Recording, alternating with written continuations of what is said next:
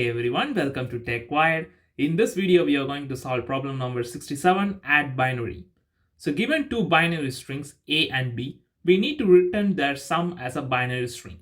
So basically, we need to perform binary addition. Now we will see the logic and the code for this problem. Now let's dive into the solution. So here I have taken the second example from the Leetcode website. I'm going to apply two-pointer approach in order to solve this problem.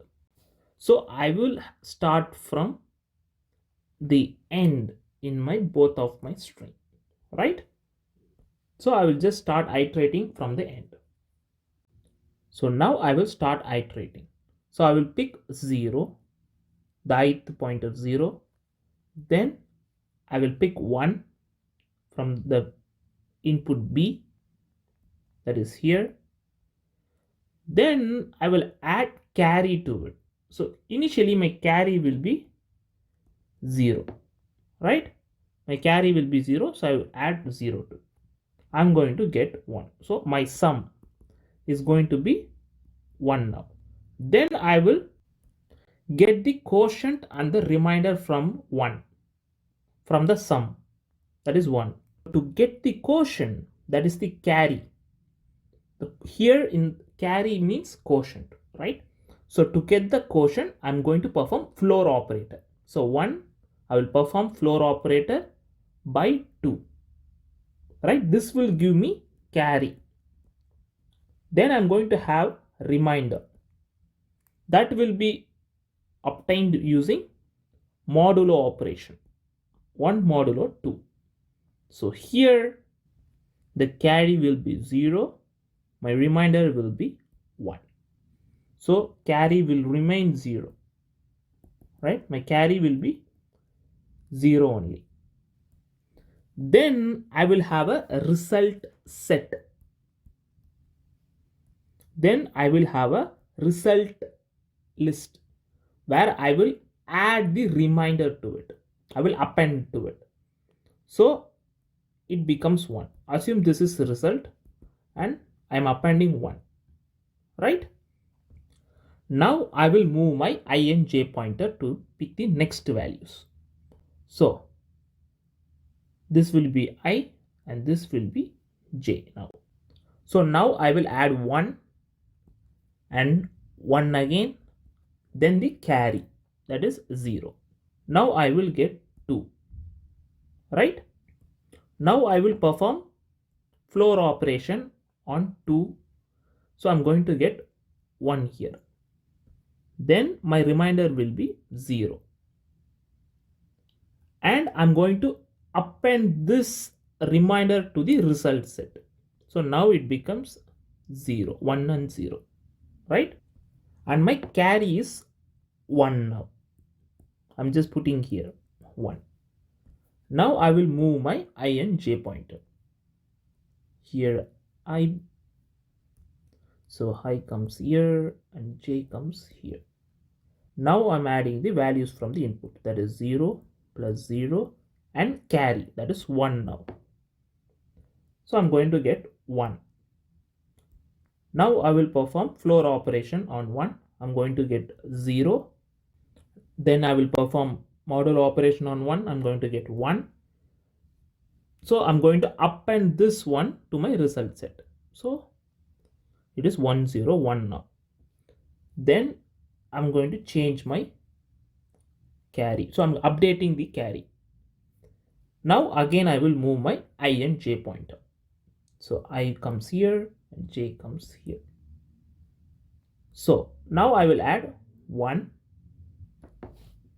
plus 1 and plus carry, right? So this 1 and 1 comes from the input, that is my I and j pointer values, right? Now my sum becomes 2 and I will do floor operation on sum. So I'm going to get 1 as my carry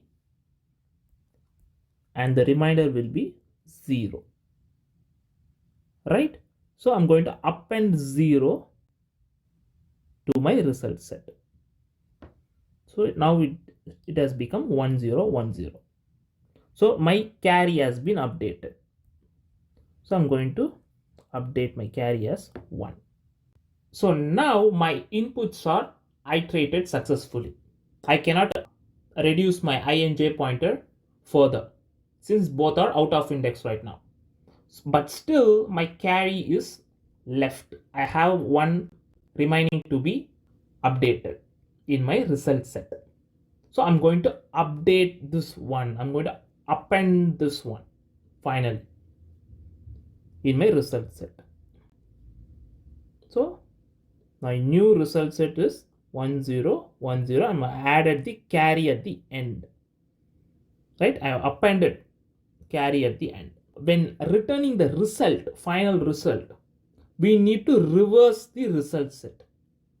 So my final result will be 10101. Right? It's just the same. This is the reverse of result set. Right? This is the reverse of result set. And there is also another scenario. What if my inputs are imbalanced? Assume if I have only two values in B.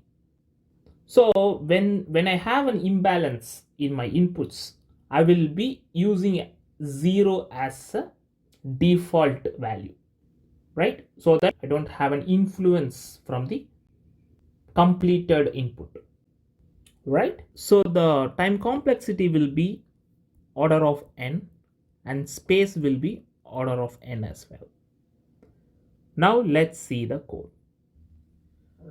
Before we code, if you guys haven't subscribed to my channel, please like and subscribe. This will motivate me to upload more videos in future, and also check out my previous videos and keep supporting guys.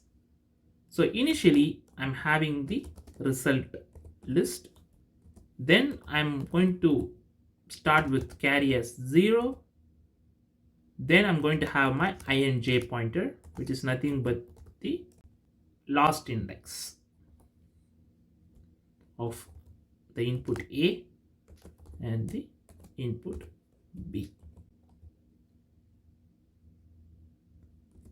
Then I'm going to have a loop. I will iterate until I have input and carry, right? So j greater than equal to 0 or carry. So I will iterate until I have my input and the carry, right? Then I'm going to have the values.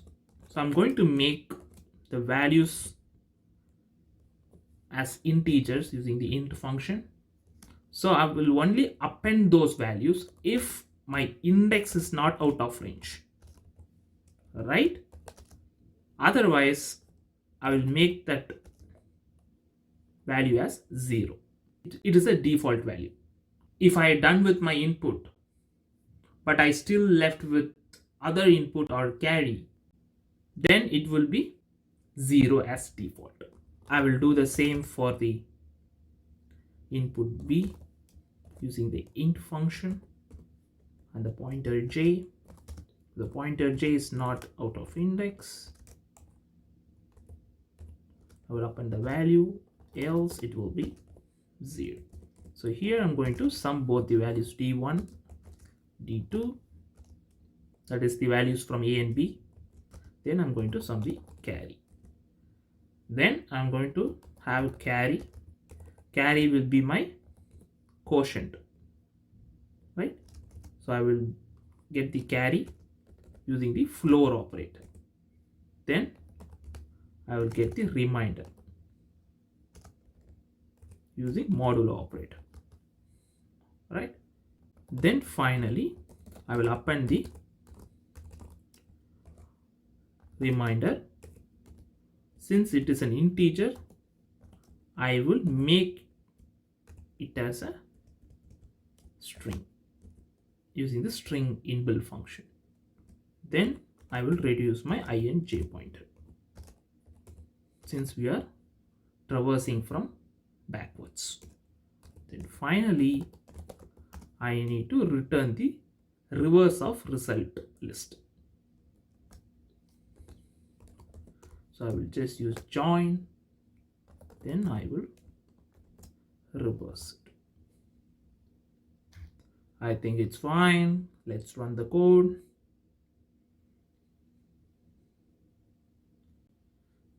So the time complexity is order of n and the space is order of n as well. Thank you guys for watching this video. Please don't forget to like and subscribe. I will see you guys in the next one.